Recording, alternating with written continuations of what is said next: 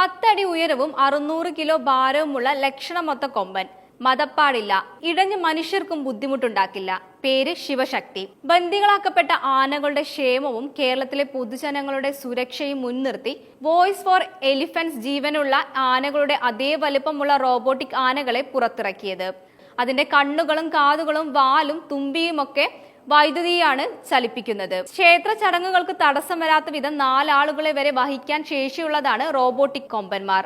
തൃശൂർ മാളയ്ക്കടുത്തുള്ള ചക്കാമ്പറമ്പ് ശ്രീ ഭഗവതി ക്ഷേത്രത്തിലാണ് ശിവശക്തി എന്ന പേരിട്ട റോബോട്ടിക് ആനയെ നൽകിയത്. ജീവനുള്ള ആനയെ കൊണ്ടുവന്ന് അവയെ പീഡിപ്പിക്കുന്നത് ഒഴിവാക്കി അതിലൂടെ മനുഷ്യത്വപരവും സാംസ്കാരിക അവബോധത്തോടെയും പാരമ്പര്യത്തെയും മുറുകെ പിടിക്കാൻ ക്ഷേത്രങ്ങൾ ഈ തുടക്കം പ്രചോദനമാക്കും. സ്വന്തമായി റോബോട്ടിക് ആനകളെ വേണമെന്ന് ക്ഷേത്രങ്ങൾ അപേക്ഷ സമർപ്പിച്ചാൽ സ്പോൺസർ ചെയ്യുന്നതിനായി സംഘടന പരിഗണിക്കുന്നതായിരിക്കുമെന്ന് ഭാരവാഹികൾ പറയുന്നു.